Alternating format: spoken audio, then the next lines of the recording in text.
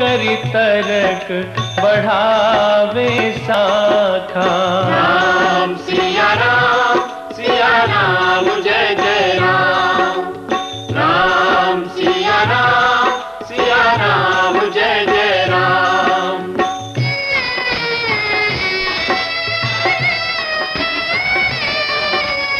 हो धीरज धर्म मित्र अरु नारी, आपद काल परखी अहि चारी। राम सिया राम।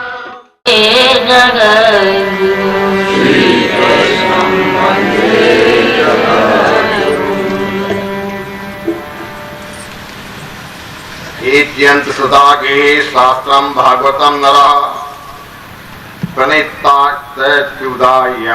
भूसंकुलम। जो लोग सदा अपने घर में भागवत शास्त्र का पठन पूजन करते हैं, मानो एक कल्प तक के लिए संपूर्ण देवताओं को तृप्त करते हैं। नित्यम मम कथा यत्र तत्र तिष्ठन्ति वैष्णवा, कल्वाहा नरास्ते वे एचन्ति सदा मम। जहाँ नित्य मेरी कथा होती है, वहाँ वैष्णवगण प्रत्यक्ष एवं परोक्ष भी विद्यमान रहते हैं। जो मनसदा मेरी पूजा अर्चना में रत रहते हैं, उन पर कलिका वश नहीं चलता। मत कथा वाचकम नित्यम, मत कथा श्रवणे रतम। मम कथा प्रीत मनसम नाहम प्रत्यक्षाम तम नरम। जो मेरी कथा कहता है, जो सदा उसे सुनने में लगा रहता है, तथा जिसका मन मेरी कथा से प्रसन्न होता है, उस मनुष्य का मैं कभी त्याग नहीं करता। आज जो कथा सुनाई जाएगी उसकी विशेष सूची बता देना परम आवश्यक है। भागवत का रहस्य और उसका महात्मा। परमात्मा के तीन स्वरूप सत्य, चित और आनंद का वर्णन। परमात्मा का दर्शन और दर्शन के तीन प्रकार, कर्म मार्ग, ज्ञान मार्ग और भक्ति मार्ग। त्रात्रय विनाशाय श्री कृष्ण और वंदना का महत्व। श्रीमद् भागवत से सर्व भय एवं मृत्यु भय का नाश।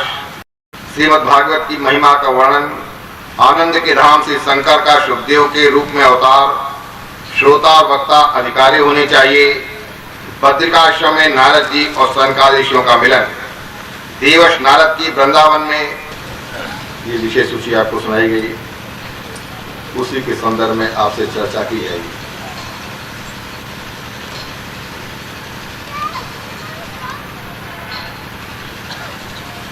श्री गणेशाय नमः।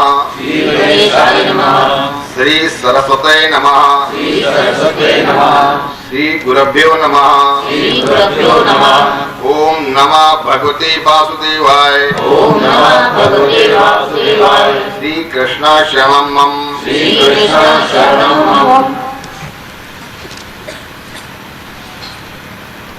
अगर आप लौट करके जब जाएंगे और आपसे पूछा जाएगा कि आप नैमिष यात्रा करके आ रहे हैं, जहाँ पर 88,000 ऋषियों ने श्रीमद् भागवत की कथा सुनी थी, तो हमको भी थोड़ा भगवान का परिचय कराइए, तो क्या परिचय कराएंगे? किसी से परिचय कराने के लिए कुछ शब्द होते हैं। अगर कोई नवगातुक आपके पास मिलने आता है, कोई मध्यस्थ परिचय कराता है, तो आप जब लौट के अपने घर जाएंगे और कोई पूछेगा आपसे जो यहाँ नहीं आया कि हमको भी क्या ना भगवान से परिचय कराइए, तो आप क्या परिचय कराएंगे? श्रीमद् भागवत आपको परिचय बता रही कि आप कैसे भगवान से परिचय करेंगे और कराएंगे। सच्चिदानंद रूपाय विश्वोत्पत्त्यादि हेतवे त्रात्रय विनाशाय श्री कृष्णाय वयम नमः। ये परिचय है भगवान, जो जगत की उत्पत्ति, स्थिति और विनाश के हेतु हैं, तथा जो तीनों प्रकार के ताप के नाश करता है। सच्चिदानंद स्वरूप भगवान श्री कृष्ण को हम सब वंदन करते हैं। परमात्मा के तीन स्वरूप शास्त्रों में कहे गए हैं। सत, चित और आनंद। सत प्रकट रूप से सर्वत्र है, चित मौन तथा आनंद अप्रकट है। जड़ वस्तुओं में सत तथा चित है पर आनंद नहीं है। जड़ वस्तुओं में किसी में आनंद नहीं है। प्रायः हम आनंद की खोज जड़ वस्तुओं में ही करते हैं, लेकिन जड़ वस्तुओं में किसी में आनंद नहीं है। जीव में सत और चित्त प्रकटता है, परंतु आनंद अप्रकट रहता है, अर्थात अप्रकट रूप से रहता है, अव्यक्त रूप से है। वैसे आनंद इसके अपने अंदर ही है, फिर भी आनंद को मनुष्य अपने बाहर ही खोजता है। मनुष्य नारी देह धन संपत्ति आदि में आनंद खोजता है। आनंद तो तुम्हारा अपना स्वरूप है, आनंद तो तुम्हारा अपना स्वरूप है, आनंद तो तुम्हारे अंदर ही है। इस आनंद को जीवन में किस प्रकार प्रकट करें, यही भगवत शास्त्र सिखाता है। प्रकट करना है आनंद को अपने अंदर। दूध में मक्खन रहता है, फिर वो दिखता नहीं, पर दूध से दही बनकर दही मंथन करने पर मक्खन दिख जाता है। ठीक इसी प्रकार से मानव को मनोमंथन करके आनंद को प्रकट करना है। जब तक हम मनोमंथन नहीं करेंगे तब तक आनंद प्रकट नहीं होगा। प्रायः देखा जाता है हम अपने तन और मन को मनोरंजन में लगाते हैं, मनोमंथन में नहीं। कोई भी कैसा भी जीव हो, उसे ईश्वर से मिलना है। नास्तिक भी थकार कर अंत में शांति की ही खोज करता है। आनंद के अनेक प्रकार 33 उपनिषद में बताए गए हैं, परंतु इनमें दो मुख्य आनंद हैं, साधन जन आनंद और स्वयं सिद्ध आनंद। आनंद दो प्रकार के, साधन सिद्ध आनंद और स्वयं सिद्ध आनंद। साधन जन आनंद अर्थात विषय जन आनंद, जो कि साधन या विषय होने पर उस आनंद का विनाश होता है और होगा भी। योगियों के पास कुछ भी साधन या विषय नहीं होता। योगियों के पास कुछ भी साधन या विषय नहीं होता, फिर भी उनको आनंद है, अर्थात सदा आनंद से रहते हैं। इससे सिद्ध होता है कि आनंद अंदर है, बाहर नहीं है।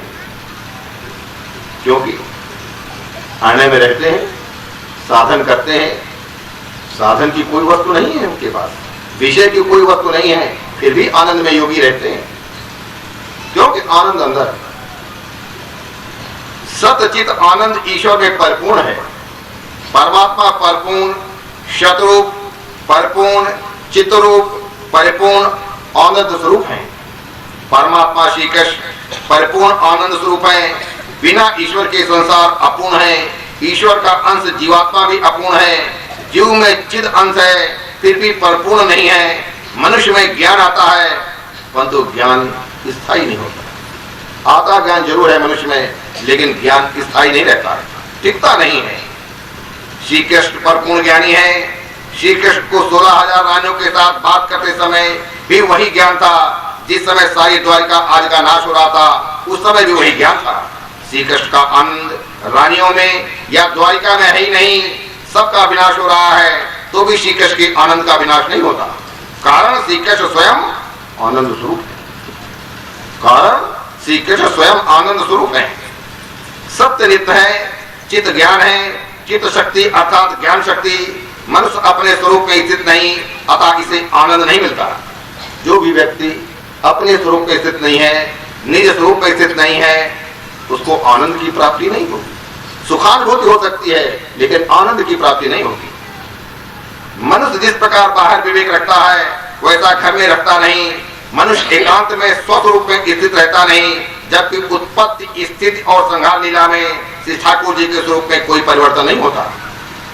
श्री ठाकुर जी संहार को अपनी लीला ही मानते हैं। उत्पत्ति, स्थिति और संहार ठाकुर जी की लीला है। परमात्मा तीनों में आनंद मानते हैं, अपने स्वरूप में स्थित रहते हैं। जिसका ज्ञान नित्य टिकता है, उससे ही आनंद मिलता है। जिसका ज्ञान नित्य टिकता नहीं है, उसको आनंद नहीं मिलता है। वही आनंद में होता है। जीव को यदि आनंद स्वरूप होना हो, तो उसे सच्चिदानंद आशय होना है। ये जीव जब तक परिपूर्ण नहीं होता, तब उसे शांति नहीं मिलती। आनंद नहीं मिलता, शांति नहीं मिलती, यानी आनंद नहीं मिलता। जो प्रशांत है उसी को आनंद है। आज हम प्रशांत को अशांत होकर ढूंढ रहे हैं। आज ऐसा समय आ गया है कि हम प्रशांत को अशांत होकर के ढूंढ रहे हैं। परिणाम स्वरूप ये तो भगवान श्री नारायण हैं। इस प्रभु नारायण को जो पहचानता है, उस नारायण के साथ मन को जो तदाकार करता है, उसी का मन नारायण के साथ एकाकार होता है। केवल वो जीवात्मा ही श्री नारायण रूप बनता है, वही परिपूर्ण होता है, तभी जीव का जीवन सफल होता है। जीव जब तक अपूर्ण है तब तक इसे शांति नहीं मिलती। जब तक जीव अपूर्ण है तब तक इसको शांति नहीं मिलती। जीव जब ईश्वर से मिलता है, उसका अपरोक्ष साक्षात्कार करता है, तभी जीव परिपूर्ण होता है। परमात्मा श्री कृष्ण के दर्शन पाने के लिए ही ये मनुष्य का अवतार है। मनुष्य का अवतार है। हम सब लोगों ने अवतार लिया है। अवतरणिका से उतरे। अवतरणिका माने सीढ़ी। सीढ़ी जिससे नीचे से ऊपर भी चढ़ा जाता है और ऊपर से नीचे भी उतरा जाता है। जीव नीचे से ऊपर चढ़ता है, परमात्मा ऊपर से नीचे उतरते हैं।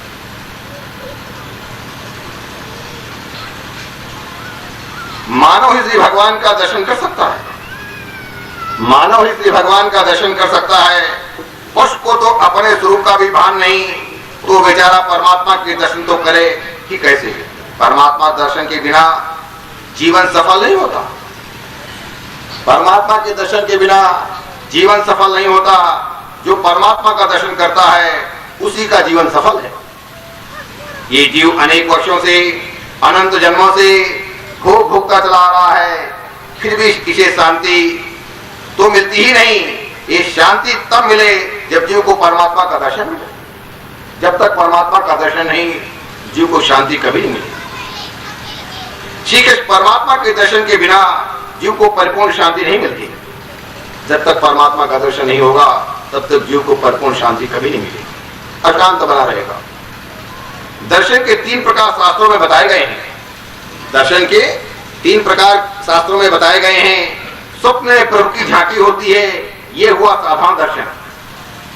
मंदिर और मूर्ति में परमात्मा के दर्शन हो, ये मध्यम दर्शन है। और ईश्वर का अपरोक्ष दर्शन, ये उत्तम दर्शन है। परमात्मा का अपरोक्ष साक्षात्कार जब होता है तब जीवन सफल होता है। वेदांत में साक्षात्कार के 2 प्रकार कहे गए हैं, परोक्ष ज्ञान और अपरोक्ष ज्ञान। ईश्वर किसी एक स्थान पर है ऐसा जो माने वो परोक्ष साक्षात्कार है। ईश्वर के बिना कुछ नहीं है, ईश्वर ही सब कुछ है, मैं भी ईश्वर से भिन्न नहीं, यह है ईश्वर का अपरोक्ष साक्षात्कार। जिसे मैं स्वयं ब्रह्म हूं, अहम ब्रह्मास्मि, ऐसा ज्ञान अनुभव होता है, साक्षात्कार हुआ है, ऐसा कहा जाता है। माना जाता है देखने वाला ईश्वर को देखते ही ईश्वर बनता है, तभी उसे ईश्वर का अपरोक्ष साक्षात्कार होता है। ईश्वर का ही सब में अनुभव करते रहने से जो उसी में एक रूप हो जाता है, केवल वही ईश्वर के परिपूर्ण स्वरूप को जान सकता है, पहचान सकता है। वेदांत में इसी को अपरोक्ष साक्षात्कार कहते हैं। वेदांत में इसी को अपरोक्ष साक्षात्कार कहते हैं। ईश्वर जगत में किसी एक स्थान में है, ये ज्ञान भी अपूर्ण है। एक ही स्थान में परमात्मा है, ऐसा ज्ञान भी अपूर्ण है। ईश्वर सर्वव्यापक है, ये केवल एक मूर्ति में या मंदिर में रह नहीं सकते, समा नहीं सकते। मंदिर में प्रभु के दर्शन कर लेने पर ज्ञानी पुरुष जहां दर्श जाती है वहीं भगवान का अनुभव करता है। एक बार आप मंदिर में आंख भर करके दर्शन कर लें और वही दर्शन आपको सर्वत्र हो रहा है, तो आप ये समझ लीजिए कि आपको साक्षात्कार हो गया। मंदिर में प्रभु के दर्शन करके बाहर आने पर प्रत्येक भी परमात्मा का दर्शन करे, मन जहां जाए वहां ईश्वर का दर्शन करे, यही है ईश्वर का असाधारण दर्शन। इसी को परमात्मा का असाधारण दर्शन करते हैं। जो परमात्मा मुझ में है वही सब में है। इस प्रकार अखिल जगत जिसे ब्रह्म स्वरूप दिखता है वही ज्ञानी। अखिल ब्रह्म स्वरूप जिसे दिखता है वही ज्ञानी है। सब में परमात्मा का अनुभव करते करते अपने स्वरूप में परमात्मा का अनुभव होता है। परमात्मा के परोक्ष दर्शन से कोई विशेष लाभ नहीं होता।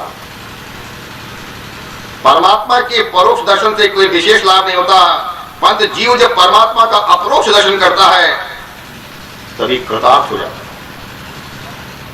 ज्ञानी पुरुषों को तो अपने स्वरूप में भी श्री भगवान दिखते हैं, यही अद्वैत है। श्री कृष्ण लीलाएं इसलिए हैं कि इन लीलाओं का चिंतन करती गोपियां अपने स्वरूप में भी परमात्मा का अनुभव करती हैं। लीला देखन मैं गई, मैं भी हो गई लाल। लीला देखन मैं गई, मैं भी हो गई लाल। गोपियों को अपने स्वरूप का विषम होता है और कहती हैं मैं ही श्री कृष्ण हूं। कहती हैं कि मैं ही श्री कृष्ण हूं। अपने प्यारे कृष्ण का सब में आनंद करती गोपियां श्री कृष्ण में बनी हुई हैं।